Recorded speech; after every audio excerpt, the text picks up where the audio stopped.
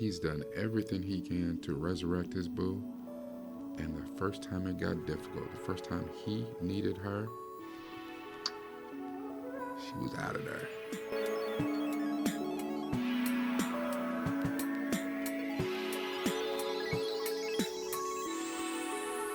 Hello, Governor.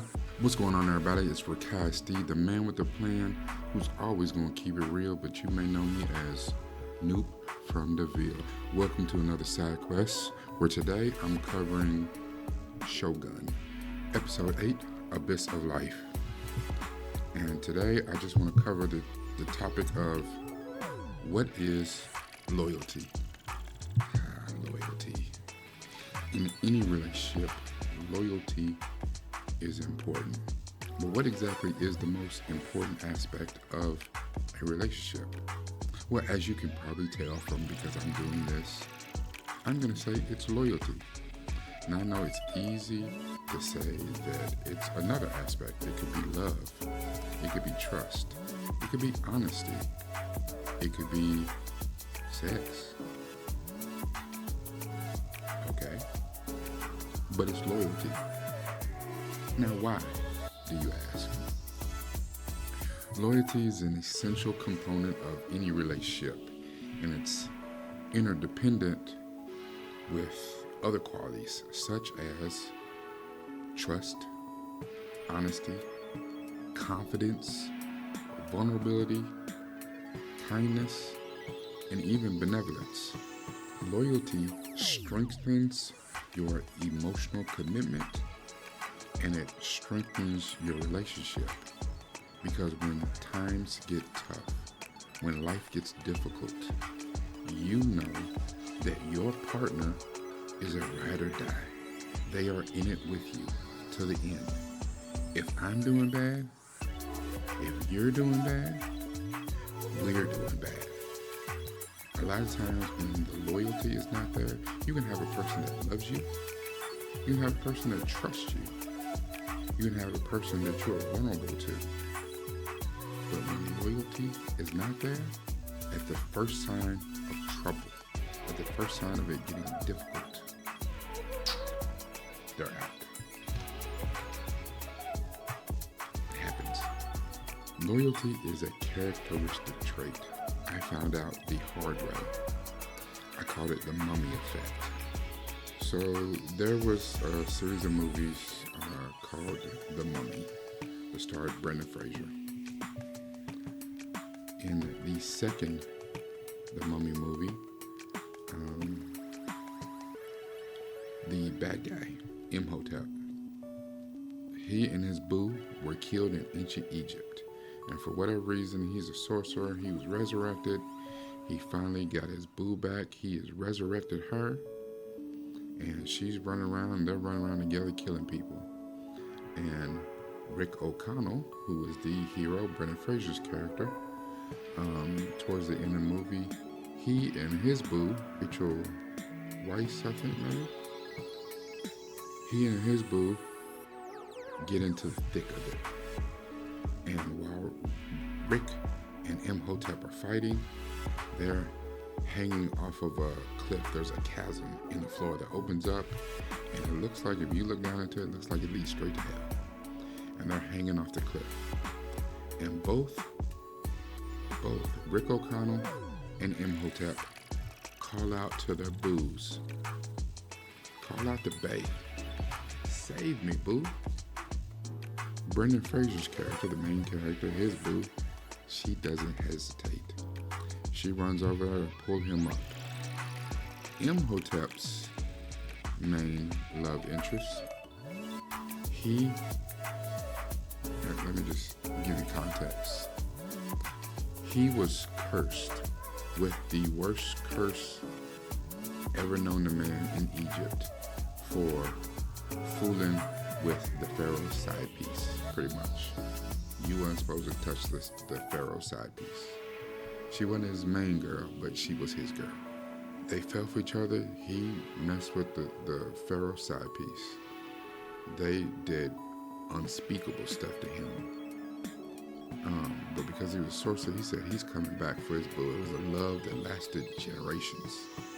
as soon as he got to come back as a creature, his entire mindset was, because at this point it can't be revenge, was to resurrect his boo. Through space and time, he's done everything he can to resurrect his boo. And the first time it got difficult, the first time he needed her, she was out of there. The mummy effect. On this particular episode of Shogun, Toranaga is sick and he is mourning the loss of his son. He has conceded, he's given up, and he said he's done. He wants to show Osaka and the Council of Regents that he's done. He doesn't think that any one man is worth tearing up the realm for, and he just wants to show, in order not to go to war and take his people to war, when it looks like he could lose and lose badly, he wants to show them that he's out and he just wants a peaceful transition. He wants to surrender. And Toranaga does several things in this particular episode that are head scratching. And they're only head scratching because of the man that we think we know as Toranaga. In chess, there are levels to this, and he seems to be a grandmaster. So you're like, nah, he's got to have something up his sleeve. He's got to have an extra plan, something that we don't know about. But at no point does he really reveal it to the camera. There's a point in the story where he talks to the Catholic priest. When the Catholic priest leaves, his main man, Hiramatsu, turns to some of the other vassals and says, he's not surrendering, he's gonna fight. And they're like, why do you think that? And he said, because he sent the Catholic priest back to Osaka with a message. It's like, if he was just gonna surrender, why send him with a message? But he sent them with a specific message. He wanted them to go tell them what they have seen here. Now, he was already on his procession. He was already on his march back to turn himself in, pretty much, when his son died. But he sent them with a specific message. A quote that many people know is that trust is earned, respect is given, and loyalty is demonstrated. Toranaga put on a display to show how would you demonstrate your loyalty.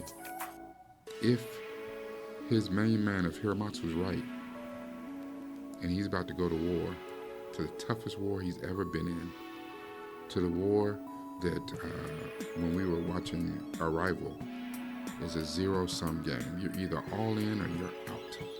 How do I know? Who do I take to battle with me?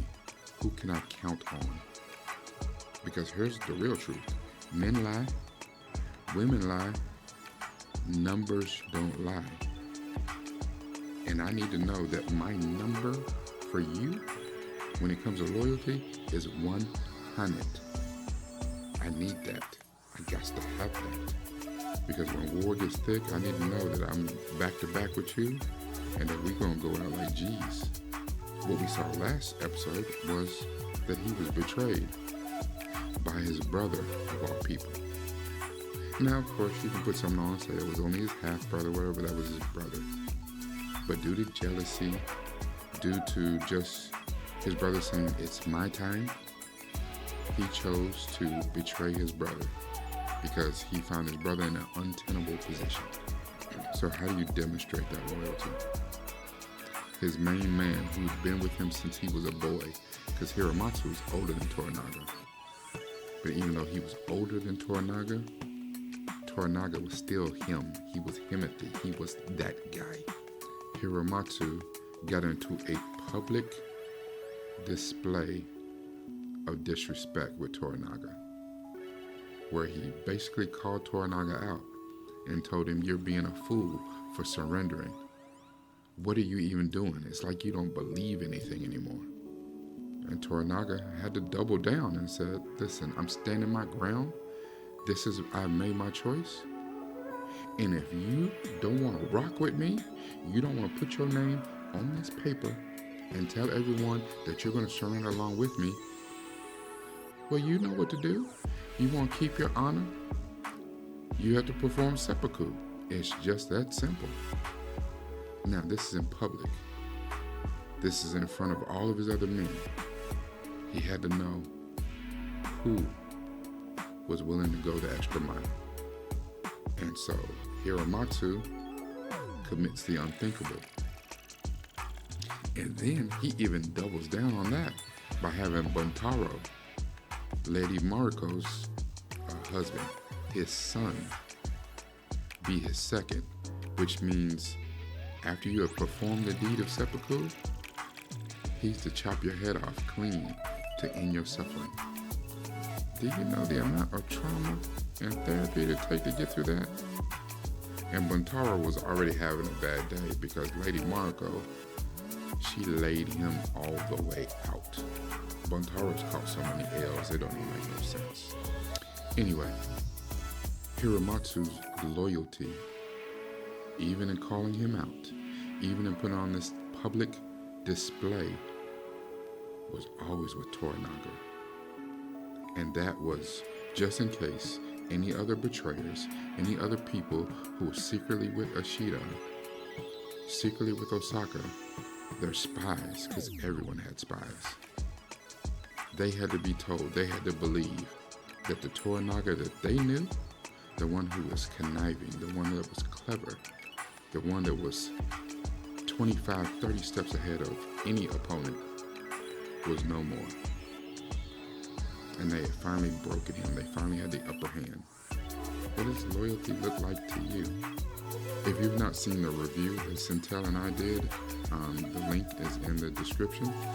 What does loyalty look like to you? I talked about Samwise Gamgee's from Lord of the Rings. Loyal. All the way to the end. Uncanny loyalty. If I said it's a characteristic, is it a characteristic that you have?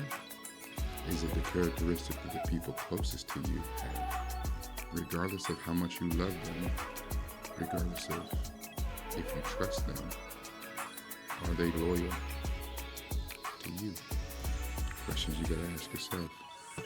This is Rekkai Steed, the man with the plan, always keeping it real, also known as Nuke from the Ville.